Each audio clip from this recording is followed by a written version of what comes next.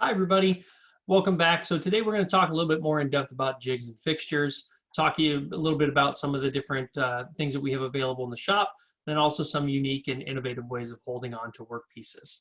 So let's dive right in. So what is a jig or a fixture? So it's something, or a work holding, we call it. So it's something that we use obviously to hold on to a workpiece. Now you might be familiar with a vise, that's a work holding, and that's a pretty basic work holding. So work holdings range from very, very simplistic things all the way up to very complex different pieces of equipment in order to hold on to something. When we start talking about production, we start talking about high quantities of stuff, then you can spend quite a bit of money on work holdings in order to be more efficient as far as how many operations you can do in one holding. Also just time getting it in and out of the machine, how much setup is there afterwards. So here are all a little bit of examples of some work holdings. We're going to dive into these a little bit more in depth here. So you both might be familiar with machine vices. We use a machine vice on the mill, also in the CNC mill as well. Excuse me. Machine vices are very specific. They are called a machine vice because they're used in a machine. So the one on the left-hand side here, this is what we're typically used to seeing, just a single machine vise. It has a rigid jaw, a solid jaw on the back side there, and then a movable jaw on the front. These ways have been precision ground. The bottom has been precision ground, so that's parallel to these ways up top. So it's a very precise vise for milling operations. This one on the right here, this is something you might see in a CNC type application. This is a double jaw. The fixed jaw is actually in the middle, and then we have two movable jaws on either side. That allows us to have two work holdings in one vise, which in CNC operations just allows us to do more operations in one setup rather than having to remove parts and put parts back in. You're not really going to see those typically on a machine vise, or on a manual mill, I should say. So what I have here, this is a regular, we call it bench vise. This is one of my small ones that I have. This one's kind of cool because there's two jaws, and you can rotate this around, and we can clamp on parts and turn it sideways and tilt it and stuff. So this is representative of what you might see on a workbench. Now, this is not something that we would want to use in a machine. And the reason is it has plenty of clamping force, and it'll hold on to something. And obviously larger vices will have larger jaws and more surface area to clamp onto. But the reason that we don't use these is because of the precision that's gone into them. So when we clamp on a part, this movable jaw has a little bit of flex in it, but in a machine vise, it's very, very minute. On a bench vise like this, it has a lot of flex in that movable jaw. And what that can do is that can actually lift that jaw up and cock our part out of parallel with the table. So we're not going to be able to produce precision parts that way. So we never want to try to use a bench vise in any sort of precision milling operation. They're great for holding onto work pieces on the vise or on the bench, and filing and that sort of thing, drilling, but not something we want to use in an application like on a mill. Now, this is a different type of vise right here than you see. There was one in the picture before. This one is called a jeweler's vise, and these come in a range of sizes. I have some really small ones in the shop and some larger ones. I think I even have a larger one than this in the shop as well. Jeweler vices, they work pretty similar to a normal machine vise. You can see it has a machine surface down on the bottom.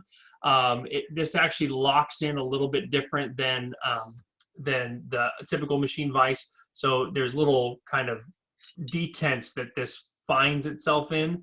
And then if we tighten the top here, it'll pull that jaw in. Keeps everything nice and square. You do have kind of limited ranges of motion in between those detents, so you have to kind of find the detent that fits the range that you're working with. This is designed to have like a toe clamp or something holding onto the side.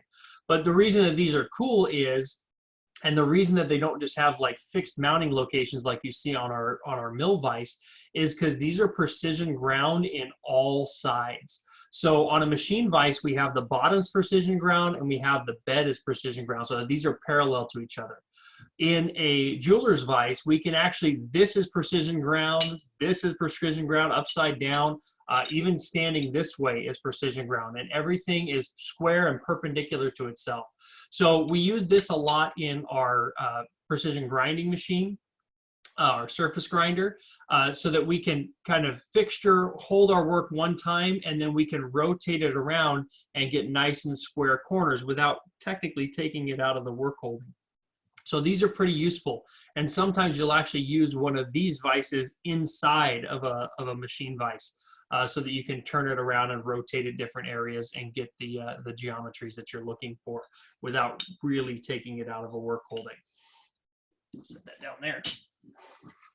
All right, let's look at some other work holdings here.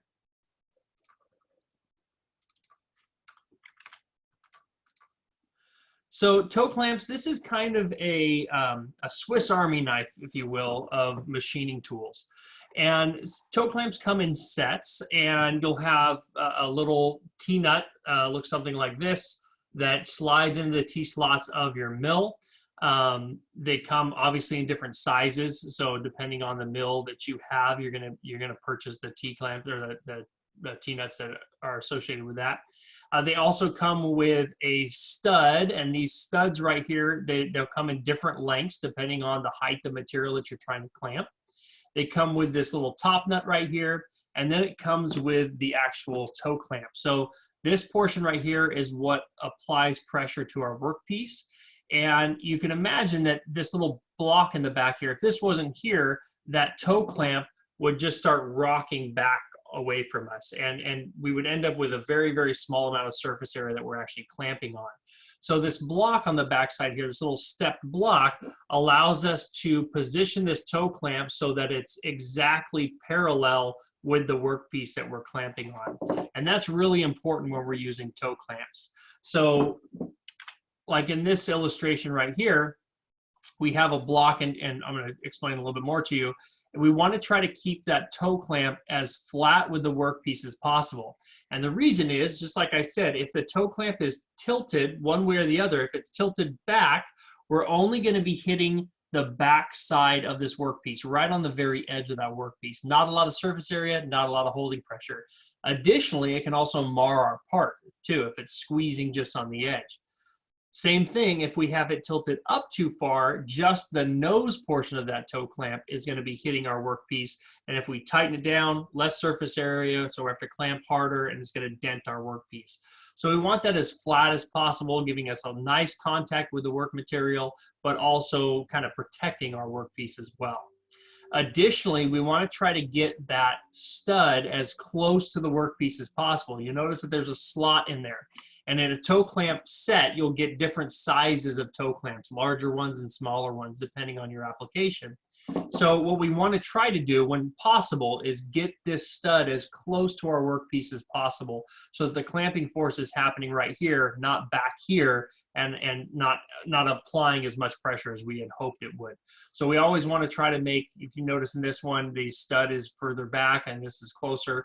That's how we want it to work. Additionally, like I said, excuse me, we want to make sure that that toe clamp is parallel with the work, just like in this illustration right here. It's clamping nice and flat on a workpiece, not clamping right on that edge. If we don't have a step block like this, you can use something like, let's say we're clamping on a really tall part, and my toe clamp, if I put my toe clamp at the very top section, it's still not going to be tall enough to clamp on my workpiece. So what I can do is I can take something like a 1, 2, 3 block and place that underneath to lift this up a little bit to give me the adjustment I need to make it flat. Additionally, what I can do is I can put a strip or something underneath my workpiece or underneath the toe clamp. This is two benefits to me. One benefit is that it levels out the toe clamp. The other benefit is that it reduces the amount of marring and stuff that might happen underneath my my workpiece, underneath that clamp. So if I have an already finished part and I don't want to scratch it up, I can put a strip of material underneath there. Something like this, obviously, where it has some sort of cavity underneath, if we clamp on this edge, it's going to lift it up and throw it underneath, throw it away from the clamp. So we'd want to block that up underneath there. And the tool that we would use for that would be a precision gauge block set. So we would take precision gauge blocks, we'd measure this height very accurately, and we'd build up to that height using our precision gauge blocks, and then clamp on top of that. That's another use for them. And then same thing like this, we don't want that toe clamp off the edge of our part or clamped way far in on our part. We wanted to get just the area that we need clamped on there. So V-blocks are another work holding that we can use. Now, V-blocks can be used for a lot of different things, but in the mill, we'll typically use V-blocks for holding onto round stock. If I'm trying to hold on to a round stock in a vise, when that comes together, that vise comes together, I'm really only hitting on 2 points with that round stock that I'm actually applying pressure to. And so that would have a tendency of rolling and all sorts of different things and making it not conducive to machining. With a V-block, we're hitting 3 points of contact. So we'll have a contact up here on this side and then a contact on the top, holding that in there and giving it a nice kind of three-legged stool thing where it's not going to roll on us and it has a lot of cramping pressure on there. Most V-blocks that you purchase will come in match sets. So you'll buy 2 of them or 4 of them at a time, and they're matched to each other, usually within, you know, a thou, 10 thou or so accuracy of each other. So they're match sets, and a lot of them will come with these clamps on them. Personally, I don't like the clamps because they're very tall. And so when I go to put this in the mill, I'm usually going to hold on to this V-block in the vise. And then I'm going to put, if I put this clamp on top of there, some of those clamps stick up a couple inches. And if I have a small piece trying to get my tool down with clearance from the spindle and everything like that can be an issue. So what I typically do with this is I'll take the V-block and I'll turn it sideways in the vise so that the V-block is up against the movable jaw and we're pushing up against our workpiece. And then the third point of contact, which would be the clamp in this instance, is actually the fixed jaw of the vise. So we're clamping it sideways with the V-block. Works very well that way. It gets the clamps out of the way as well. I'm going to show you another round work holding that we can use as well. But first I want to show you a little trick that you can do with these V-blocks. If you want to try this, find the center. Earlier when we were talking about measurement and stuff, we talked about using a combo square with the center gauge on there for finding center of round stock. If you don't have that, but you have a V-block, you can follow this scenario where you set your workpiece on a V-block using something like a height gauge or you know, a precision height gauge or something like that. You scribe a line, you rotate it 90 degrees, you scribe another line, rotate it, scribe another line, and you're going to create a little bit of a box like that. And then if you connect those 4 corners of the box, you're going to be right in the center of your stock. So it's a good way of finding center if you don't have one of those center finding gauges. Now, another tool that we can use for work holdings on round stock are, I got a bunch of stuff here, got to dig through. These are called 5C collet blocks. And so this is a 5C collet block right here, and it accepts these 5C collets. So this is a specific size collet. All of the collets are going to be for a specific size stock that you're going to be holding. This one happens to be a 15/16 stock. So you buy these basically from about, you can get from about 16th inch all the way up to 1/16 or something like that. It's about the largest diameter they can fit inside one of these. So there's a taper to the inside of this block, and there's a little index in here that this 5C collet drops in here. Maybe, I think my index is off here. Let me find where it's at. There we go. Okay, it drops into this this collet block right back here, and then there's a nut that goes on the back side. And what I can do is I can take and put my workpiece, my round workpiece, inside the collet, tighten up this back nut here, and that draws the collet closed and holds it inside this block. Now, benefits about this is, unlike with a V-block where we have 3 points of contact, with the collet, we're grabbing onto the whole circumference of the part. So a lot more holding power than with the V-block. Additionally, with those 3 points of contact, there's going to be kind of stresses there. You're going to leave some marks on your material. This one, since we're grabbing around the whole circumference, we're not going to do that. So this is going to save our workpiece a little bit. Downside to using these, obviously the collets are pretty expensive, and you have to have the exact size collet for the work that you're working with. So You know, I can't take a 1-inch piece of material and squeeze it into this 15/16 and expect it to work. I'll damage my collet. But another cool thing that you can do with these is you typically buy these in 2 sets. So this one is square and this one's hexagonal, so 6-sided. So same exact concept, has the tapered side on here that you slide the 5C collet in here. But the cool thing about this is that when I have my workpiece, my round stock held in here, I can clamp this in the vise, get a really good hold on the block. I got a good hold on it with the collet, and I can index this. So what does that mean? Say I wanted to make a square shaft on the end of my round stock. I can machine one side, turn this over in the vise, machine it, and I end up with a very square stock. And these are all precision ground, so they're very true, perpendicular, parallel, everything's perfect with these things. Same thing goes with the hexagonal. If I want to make a hex stock, I can do that with something like this, like make a hex bolt on the end of something that I'm making. I can use this and indicate it around in the vise relatively simply. These are pretty cool little tools to have, and another good way of holding round stock other than a V-block. But V-blocks are very versatile as well. All right, let's move on. So there's a lot more accessories for vices and manual type stuff. We're going to move more into kind of some of the fixturing, which is going to be more applicable to CNC applications. It still can be used on a manual machine, but let's talk a little bit more now about what you call jigs and fixtures. So jigs and fixtures are used primarily in production type machining. So where we're using the same or creating the same part over and over and over again, not one-off parts. So the importance of this is these are designed to allow us to kind of really quickly locate our parts, not have to, you know, touch off to our part and find specific datums and stuff like that. It holds it in reference for us so that we can just make the part over and over and over again. So a fixture is something that positions the workpiece while the machining operation is being performed. It does not guide the cutting tool. A jig is what guides the cutting tool, and we'll talk about that in a little bit. So they come in a very wide variety and range and complexity as well. So let's look at some of these.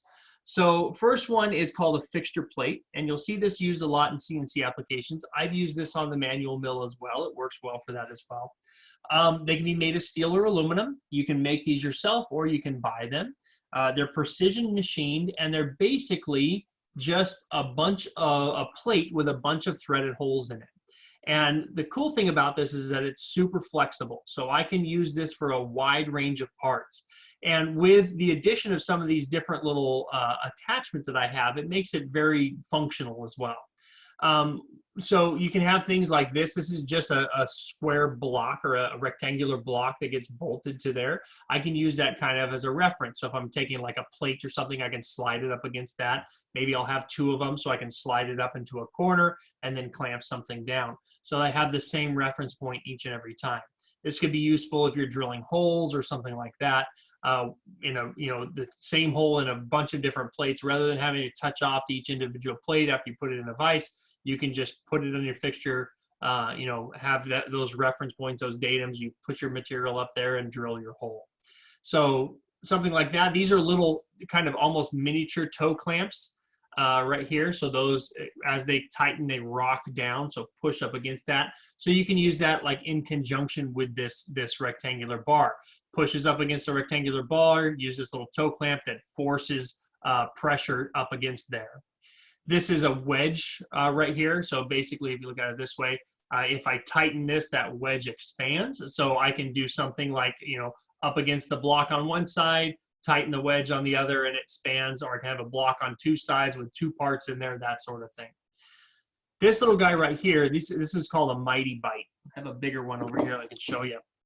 So this is a Mighty Bite, come in different sizes. And if you look at this real close, you'll notice that the hex is actually not concentric. So this hex head in the middle is non-concentric, meaning it's not in the center of the bolt. And so what it does, you can see that it's kind of odd shaped there, that head is. And what happens is that as you tighten this up on your fixture plate, it rotates this workpiece. So if I come up against a workpiece and I start tightening it, it rotates that workpiece like this because of the non-concentric head. And I can use this to apply a clamping force. So I can use this again in conjunction with those little rectangular blocks. And I can take that Mighty Bite and I can tighten it up on the other side, and it forces towards that rectangular block.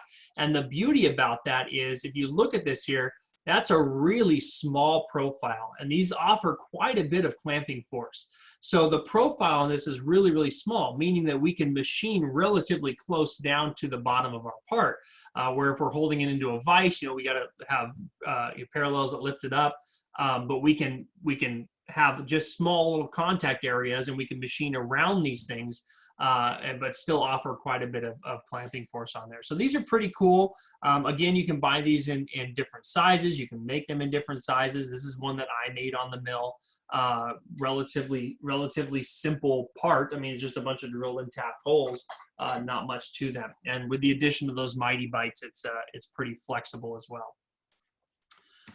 So let's go back to sharing our screen here. So again, those are nice and adaptable and pretty useful. The next one is that's kind of on the same wavelength as that. Is called a vacuum chuck. And this, again, you're going to see mainly on CNC applications, not a bunch on manual applications, but it has some pretty cool features to it. So how this operates is that there's a vacuum applied. There's a cavity underneath here. And you'll notice these little recesses down here. Those will actually areas that take a seal. So basically like a piece of weather stripping that seals on the inside there. And then we apply a vacuum to that, and it sucks it down to the plate.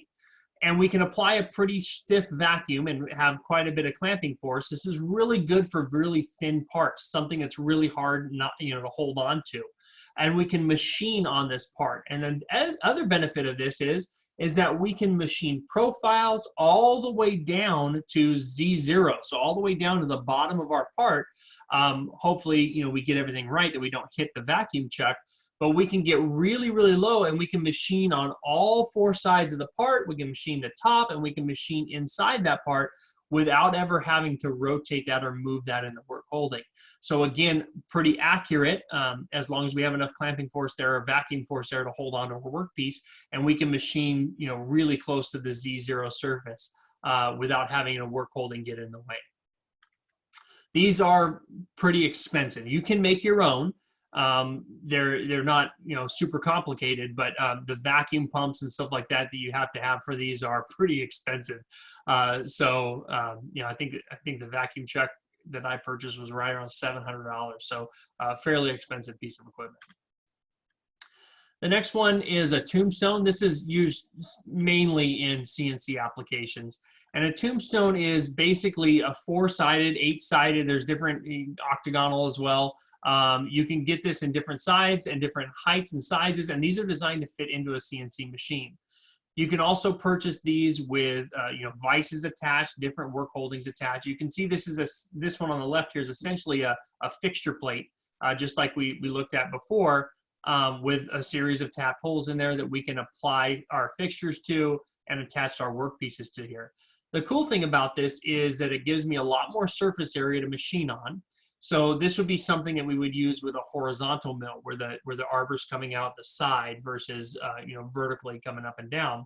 And we can rotate this tombstone around in a CNC application. So we can have multiple work holdings, 4 sides of work holdings, spin that tombstone around, machine on it, spin it around, machine on it, and get a lot of parts out there. Or we can have unique fixtures for different types of things set up and remain set up on these tombstones. Haas has, I'll link a video for it in this video here. Haas just came out with one that's a tombstone pallet changer. So basically, you set a series of these tombstones up. Operator can be out there, applying the fixtures, putting in the raw parts. The machine's doing its thing.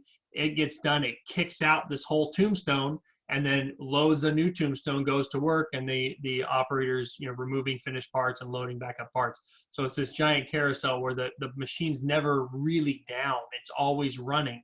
It just, the time to take to change the pallet out. So, you know, in our typical machine environment, especially CNC, when a part gets done, we have to open the doors. We're not machining.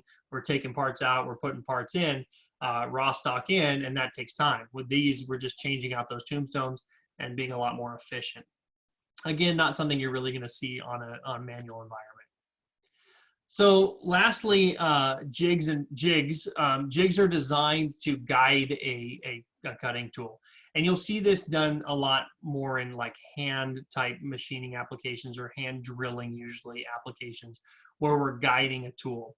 A lot of times in drilling applications, you'll have some sort of fixture that has a hardened steel bushing in it, something like this. We have a piece of stock, a piece of round stock maybe on the inside there that has to have some perpendicular holes to it.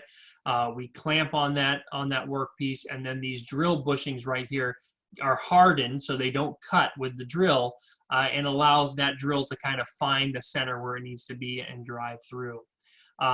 Used for repeated applications. Obviously, you know, set up one of these fixtures can be time consuming and costly, so we're not going to really do it for one. But you know, if you're making quite a few of those parts, that's a good use of those applications. We use widely in manual machining, especially for production type applications. Here, same kind of thing. You know, maybe we want to drill some holes around a part. We can create a template, have some alignment pins that, you know, we push up into the corner, makes everything square with each other, and then we can mark out and drill our holes. Usually you see, again, something like a drill bushing in there. Different types of applications here for different drillings. So that is the gist of work holdings. Now, again, these can get super complicated. I'm going to link another video that describes some other work holdings as well. They can be hydraulically driven, pneumatically driven, where you push of a button and they all open up. Again, a lot more applicable in the CNC side, but still something that you know, manual machines can use if you're doing high production type stuff. They can get, again, really complicated down to very simple. I've made my own you know, two-part vise when I had to clamp something that was really big, which basically was just a piece of aluminum that was milled flat and perpendicular with a couple holes in it, and that got bolted down to the table. It got trammed into the table, and then there was another movable jaw on the other side that squashed my work part in that got bolted to the table. So it can be pretty simple stuff. You know, toe clamps are pretty simple, pretty versatile, all the way up to very high-end, expensive fixturing. So I hope you learned something, and we'll talk to you next time.